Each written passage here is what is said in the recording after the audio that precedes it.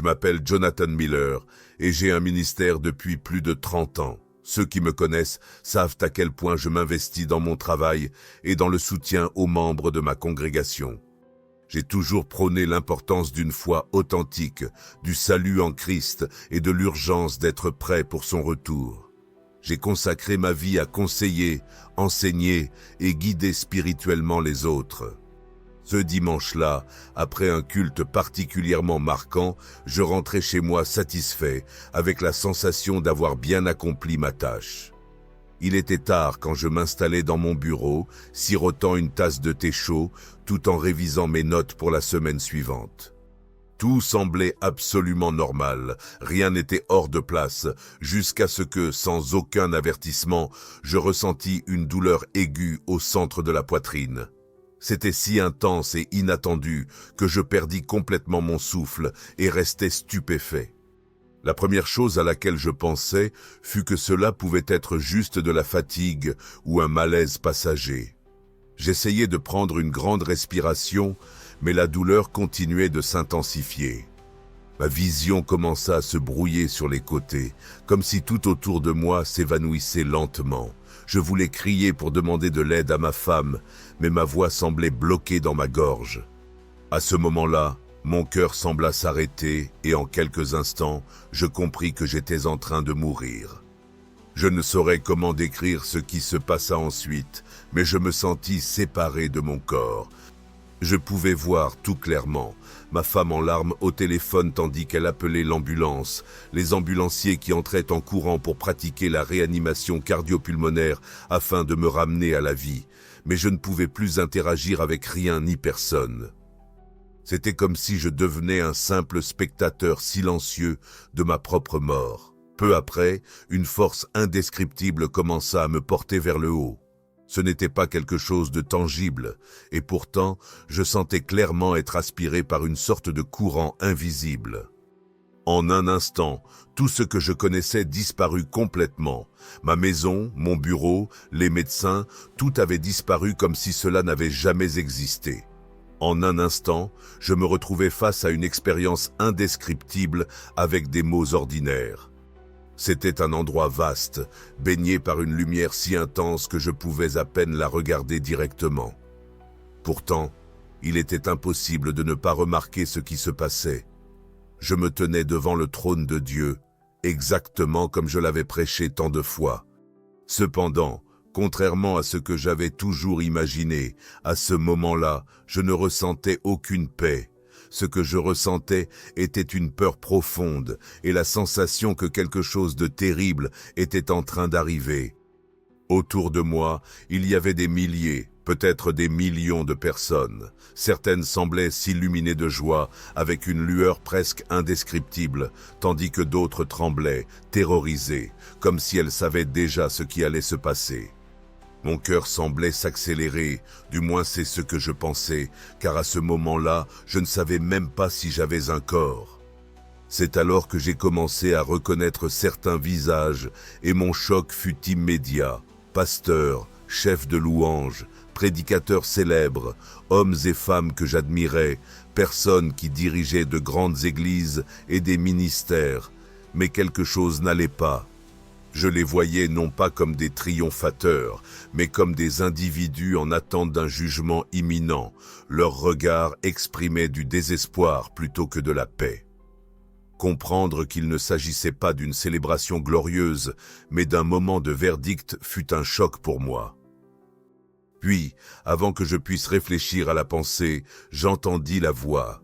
Ce n'était pas un son ordinaire, il ne venait pas d'un endroit spécifique, il remplissait tout et résonnait en moi, atteignant chaque recoin de ma conscience. Ce n'était pas juste une voix, c'était comme si chaque mot était une vérité absolue et indébattable traversant mon âme comme un feu. Et lorsque j'écoutais les mots qu'elle prononçait, je compris que tout ce que je pensais savoir n'était pas suffisant. Quiconque m'appelle Seigneur, Seigneur, entrera dans le royaume des cieux, mais seulement celui qui fait la volonté de mon Père. Mon corps ou mon essence, quoi que je sois à ce moment-là, trembla. Je connaissais ce verset, et je l'avais prêché des dizaines, peut-être des centaines de fois, mais jamais dans ma vie, ces mots n'avaient été aussi dévastateurs dans leur vérité.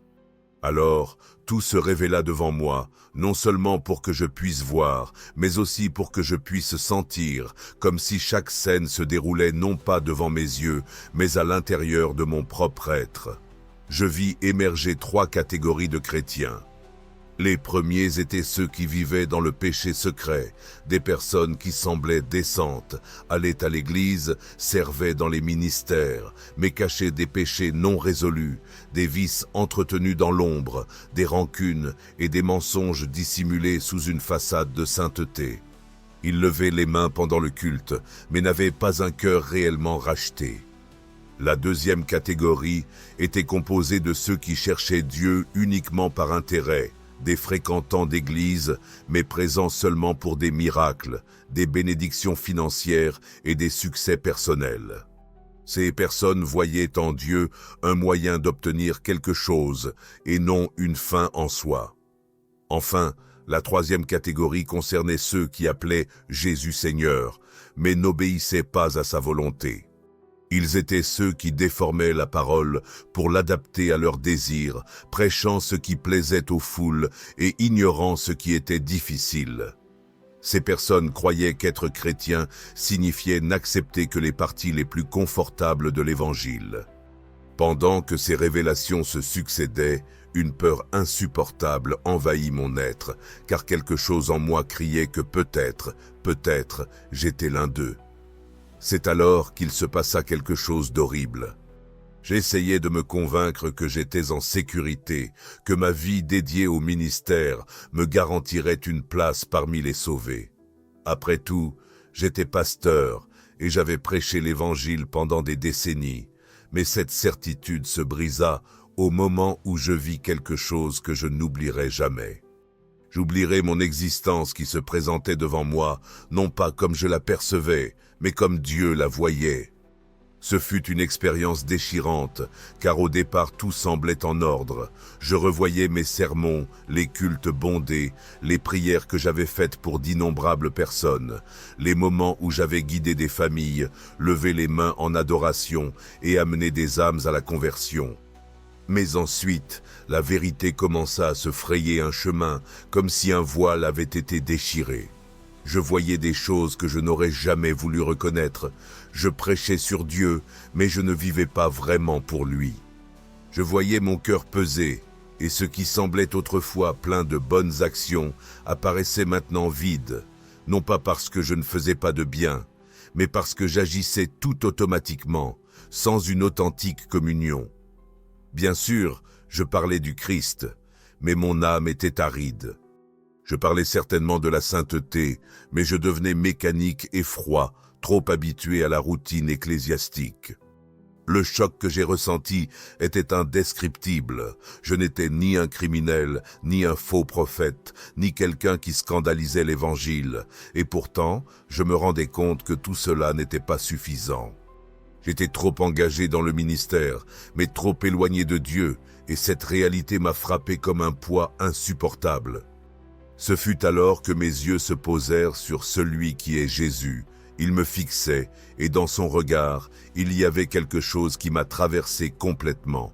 Ce n'était ni de la haine, ni de la colère. C'était quelque chose de bien plus profond. C'était de la tristesse, une tristesse intense, comme s'il souffrait en me voyant dans cet état. À cet instant, il n'avait pas besoin de dire quoi que ce soit. Je savais déjà ce que cela signifiait. Mon cœur se brisa et une désespérance que je n'avais jamais ressentie me submergea, car la prise de conscience arriva avec force. Je n'étais pas prêt. Tout ce que j'avais construit, chaque action, chaque aspect du ministère que je pensais me garantir une place à ses côtés, n'avait plus d'importance.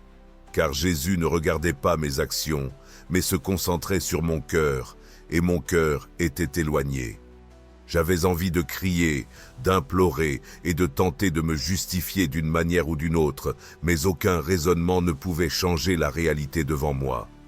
Je vis clairement qui j'étais réellement, et la vérité est que, si l'arrivée était survenue à ce moment-là, je n'aurais pas été accueilli.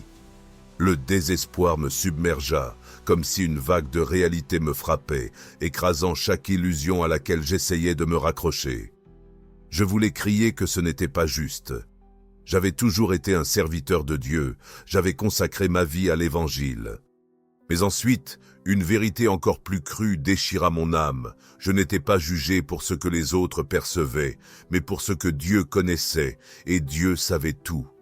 Il voyait les fois où je prêchais sans passion, simplement en récitant un texte. Il voyait les moments où je donnais des conseils sans vraiment me soucier de la douleur des autres. Il voyait les prières que je récitais uniquement pour donner une apparence de spiritualité, alors que mon cœur était distant. Il percevait l'orgueil qui s'était accumulé en moi au fil des ans, l'orgueil d'être respecté, admiré, suivi. Je ne m'étais jamais rendu compte de cela, mais à ce moment-là, la vérité émergea avec clarté. J'avais une passion pour le ministère, mais pas pour Dieu lui-même. Cette prise de conscience me détruisit, car je compris qu'auprès du trône de Dieu, rien ne peut rester caché et rien ne peut être justifié. Il ne reste que la vérité nue et crue. Ma vérité était que je devenais un homme qui parlait de Dieu, mais qui avait perdu l'essence de sa présence. Je m'agenouillais, ou du moins j'eus l'impression de le faire, car je ne savais même pas si j'avais encore un corps. Je savais seulement que j'étais complètement brisé à l'intérieur, et un cri de supplication se forma dans mon cœur. « Seigneur, s'il te plaît, donne-moi une seconde chance. » Mais il n'y eut aucune réponse ni signe de miséricorde. Le poids de l'éternité pesait sur moi, et la terrifiante réalisation que peut-être il était trop tard commençait à s'imposer. Je voyais d'autres personnes autour de moi, dans un état de panique similaire, des leaders qui avaient autrefois des milliers de fidèles, désormais seuls. Rien à faire, aucun titre, aucune bonne action, aucune réputation ne comptait. Ce qui avait réellement de la signification était la communion authentique avec Dieu. Et pourtant, beaucoup d'entre nous, malgré avoir passé toute une vie à prêcher sur lui, ne l'avaient pas. La douleur de cette réalisation était impossible à décrire. Je voulais crier, je désirais me réveiller, je voulais fuir ce destin, mais il n'y avait pas de sortie. Si c'était le jugement dernier, j'étais perdu. Mon esprit se rebellait, cela ne pouvait pas m'arriver. Je n'étais pas un prédicateur trompeur, je n'étais pas quelqu'un qui jouait avec l'Évangile, je n'étais pas un escroc. Pourtant, devant le regard de Jésus, je compris que la plus grande tromperie ne réside pas dans celui qui refuse Dieu ouvertement, mais dans celui qui se persuade d'être déjà sauvé alors qu'il est, en réalité, perdu. J'avais passé toute ma vie à croire que j'étais prêt, car j'avais accompli tout ce qu'un pasteur devait faire. Mais c'était ma dévotion et mon véritable cœur qui manquaient. J'étais tellement occupé à servir Dieu que j'avais oublié d'être avec lui. Et ce fut la ruine de mon âme. La partie la plus douloureuse n'était pas seulement de réaliser cela, mais de savoir que je connaissais la vérité depuis toujours.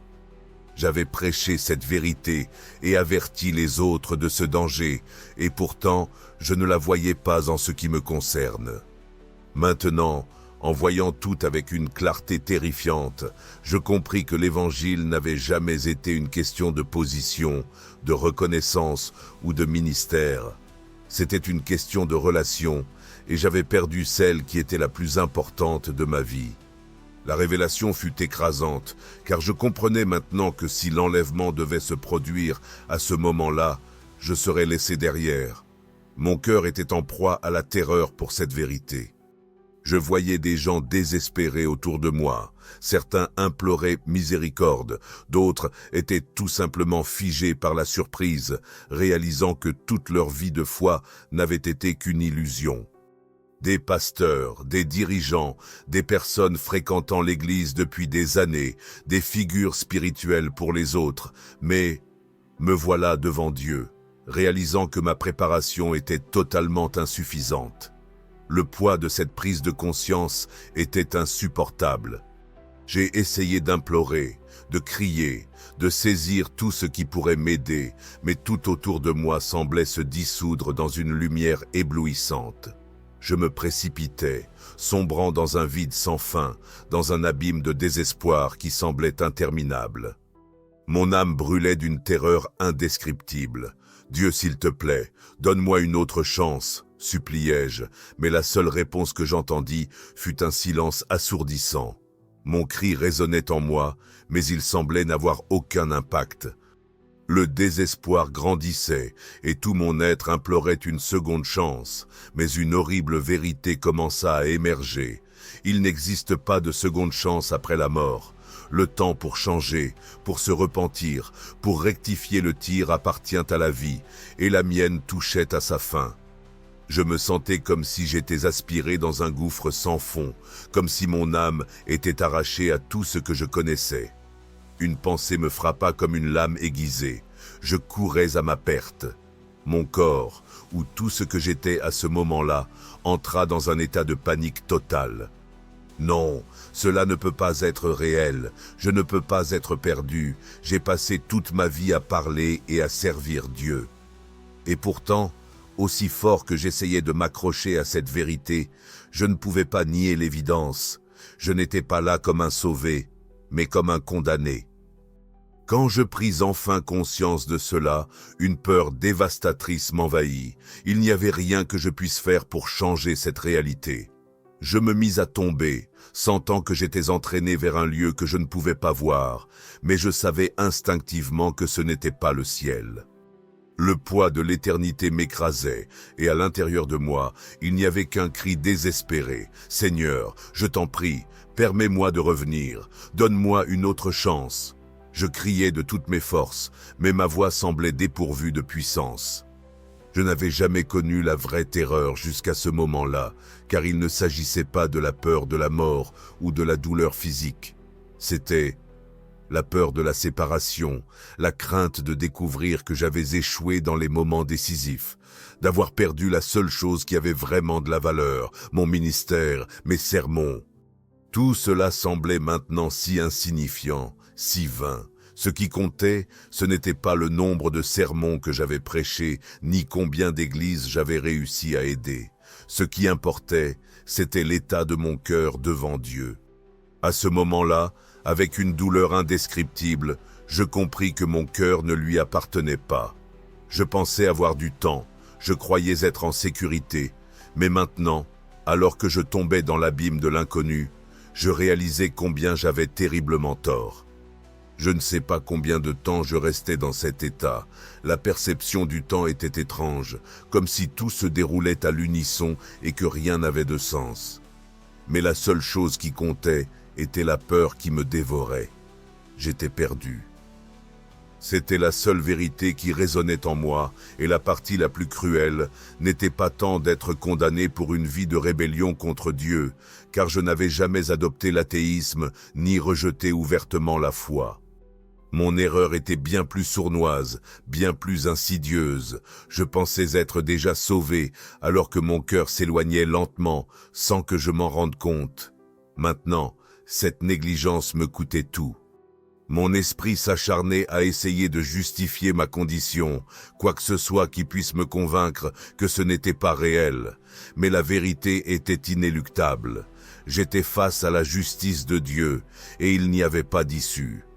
Il n'y avait pas de place pour négocier, il n'y avait pas d'argument à apporter. Le verdict avait déjà été prononcé, et tout ce qu'il me restait était d'accepter que mon éternité ne serait pas celle que j'avais toujours idéalisée. Puis quelque chose se produisit qui me tira de cette descente. Une force me fit violence, comme si une entité invisible m'avait attrapé à la dernière seconde. Ce fut un choc, comme si j'avais été projeté de nouveau dans mon corps. Une douleur incommensurable traversa ma poitrine et je haletais. Respirant comme si je remontais d'une noyade, je revins à la réalité. Ma vision était encore troublée, mon esprit peinait à comprendre ce qui se passait. Mais lentement, je commençais à réaliser où j'étais. Le plafond blanc de l'hôpital, le son des machines qui bipaient autour de moi et, à côté du lit, ma femme qui tenait ma main avec des larmes aux yeux. Le choc fut tel que je ne pouvais pas parler. J'étais mort, j'avais affronté Dieu et j'avais vu mon destin. Et pour des raisons que je ne comprends toujours pas, je revenais à la vie, mais tout avait changé, car j'avais la certitude écrasante que cette seconde chance n'était pas là pour vivre comme avant. Je revenais pour une raison. Je restais allongé là, essayant d'élaborer ce qui venait de se passer. Mon corps était encore faible, ma respiration saccadée, et ma femme tenait ma main comme si elle craignait de me perdre à nouveau. Les médecins entraient et sortaient de la chambre, parlant d'un miracle, affirmant que j'avais été sans signes vitaux pendant plusieurs minutes, mais que d'une manière ou d'une autre, mon cœur avait recommencé à battre. Je savais que ce n'était pas seulement cela, je n'étais pas simplement revenu, j'avais été arraché à un destin inéluctable et ramené dans un monde où j'avais encore du temps. Et cette prise de conscience me frappa avec une force dévastatrice, car maintenant je savais ce qui attendait ceux qui pensent être en sécurité, mais ne le sont pas du tout. Je savais ce qu'il advient de ceux qui se laissent porter par une foi qui s'est laissée emporter par la routine religieuse, confondant le ministère avec une véritable communion avec Dieu, et je n'avais plus la possibilité de l'ignorer. J'étais vivant, certes, mais je n'étais plus l'homme qui était mort cette nuit-là. Je passais des heures en silence, essayant de tout comprendre. Ma femme me parlait, mais j'avais du mal à répondre. Je ne savais pas comment lui expliquer que j'avais été devant Jésus, que j'avais vu des pasteurs, des leaders, des personnes reconnues dans la foi, complètement désespérées, parce qu'elles s'étaient rendues compte trop tard qu'elles n'étaient pas prêtes. Dire que moi-même, je serais resté en arrière. Tout semblait si surréaliste et en même temps plus authentique que tout ce que j'avais jamais vécu. Sur ce lit d'hôpital, j'ai compris que je ne pourrais plus prêcher comme je l'avais fait auparavant, je ne pourrais plus continuer à vivre comme avant, car j'avais maintenant conscience que le temps était limité. L'arrivée de l'enlèvement n'était pas un événement lointain, une notion à discuter, mais quelque chose de concret et d'imminent. Et la plupart des chrétiens n'étaient pas prêts. Je devais avertir, je devais exprimer la vérité. Mais qui me croirait? Qui accueillerait cet avertissement avant qu'il ne soit trop tard? Dans les jours qui ont suivi, ma vie a été un tourbillon d'émotions, tandis que mon corps guérissait. Mon esprit, en revanche, était piégé dans cette expérience. J'essayais de prier, mais les mots me semblaient insignifiants. Comment pourrais-je expliquer à Dieu que j'avais appris la leçon alors qu'il connaissait déjà mon cœur? Comment revenir à la vie après avoir été témoin de ce que j'avais vu? Je me suis retrouvé à fixer mon reflet dans le miroir, essayant de reconnaître l'homme devant moi. Je n'étais plus le Jonathan Miller d'autrefois, le pasteur sûr de lui et confiant dans son ministère, satisfait de son parcours. Il était mort cette nuit-là. L'homme qui était revenu était quelqu'un conscient d'avoir passé sa vie à sous-estimer le jugement divin, qui avait passé des années à prêcher le salut sans réaliser qu'il était au bord de l'abîme. La honte me consumait. Comment avais-je pu être aussi aveugle? Comment avais-je pu penser être prêt? La plus grande tromperie du diable n'est pas de faire pécher un chrétien, mais de le convaincre qu'il est déjà sauvé, alors qu'il est en réalité loin de Dieu. Et j'avais été une victime pendant des années. Quand j'ai enfin repris à prêcher, tout avait changé. Je ne pouvais plus parler de bénédictions, de promesses ou de miracles terrestres, car je savais que rien de tout cela n'avait de valeur si l'âme n'était pas préparée pour l'éternité. Je devais partager ce que j'avais vu pendant le premier culte. Ma voix tremblait en me trahissant. L'église était pleine et tous les regards étaient tournés vers moi. J'avais été témoin, éternellement, de ce qui arrive à ceux qui croient avoir du temps devant eux, et je savais que je ne pouvais plus me comporter comme avant. Je ne pouvais plus ignorer que cela était réel. Dieu m'avait donné une nouvelle chance, mais que dire de ceux qui n'en auront jamais? Je commençais à réaliser que la vérité est un concept que tout le monde n'est pas prêt à accepter. Beaucoup préféraient vivre dans l'illusion d'être en sécurité simplement en fréquentant une église, en levant les mains pendant le culte et en priant avant les repas. Mais tout cela est insignifiant si le cœur n'est pas réellement ancré en Christ, C'est cela qui me tourmentait, car je savais qu'il y avait des personnes assises devant moi, vivant exactement la même illusion que j'avais vécue. Elles se convainquaient d'être prêtes, mais elles ne l'étaient pas. Le pire, c'est qu'elles ne s'en rendraient compte que trop tard. Je voulais les secouer, je voulais ouvrir leurs yeux, mais je réalisais que tout le monde n'était pas prêt à écouter. Certaines étaient émues.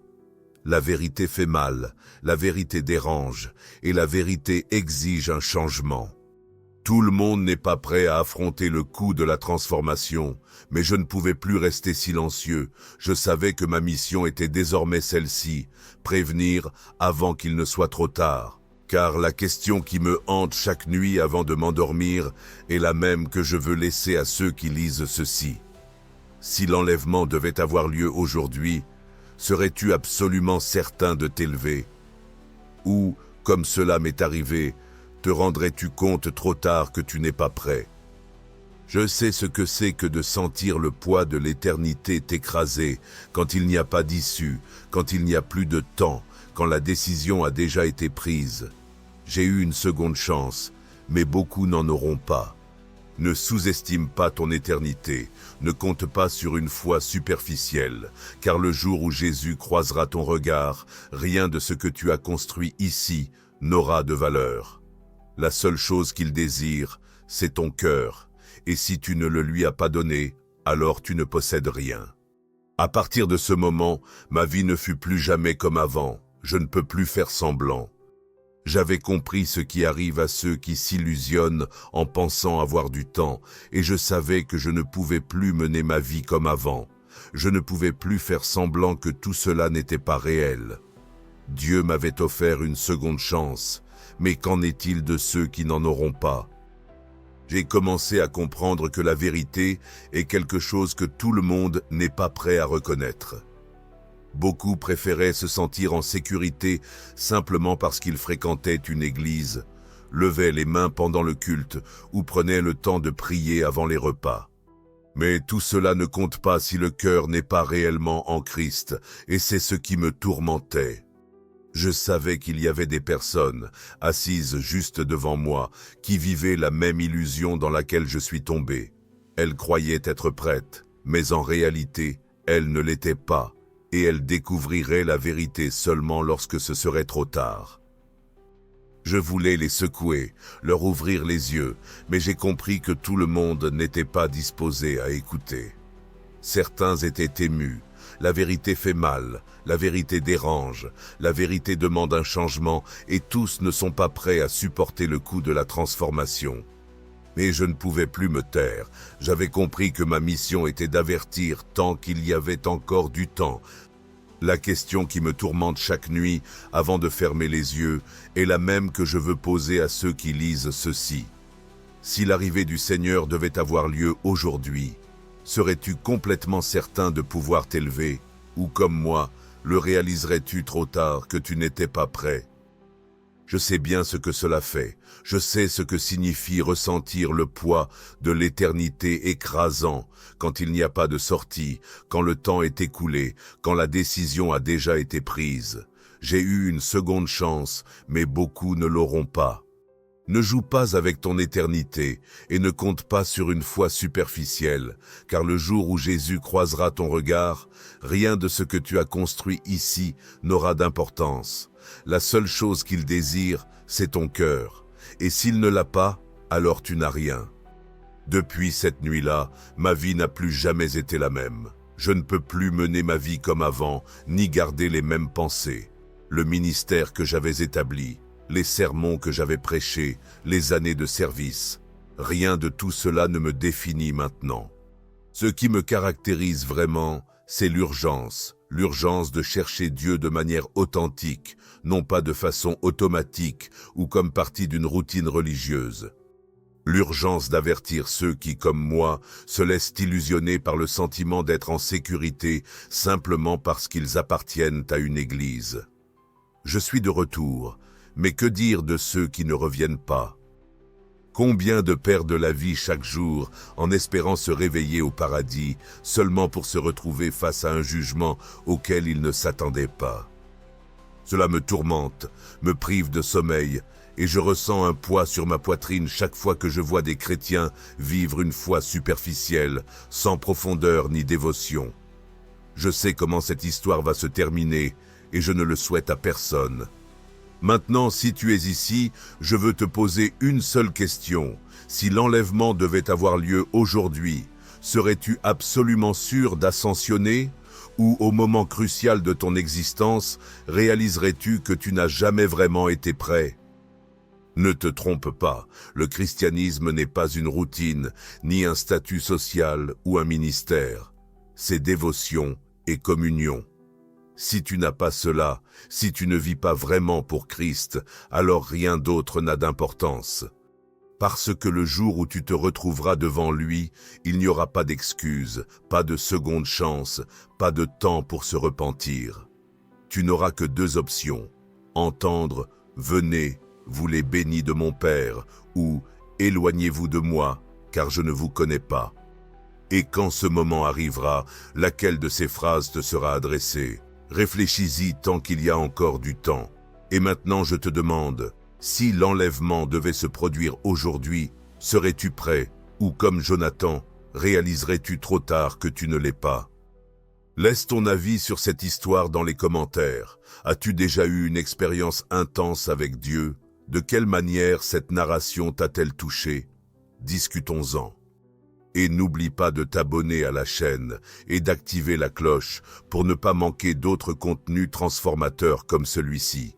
C'est vraiment important pour continuer à recevoir des messages capables de changer ta vie. Si tu souhaites comprendre comment vérifier si ta foi est vraiment authentique, clique sur la prochaine vidéo qui apparaît à l'écran. On se voit là-bas. À la prochaine et que Dieu te bénisse.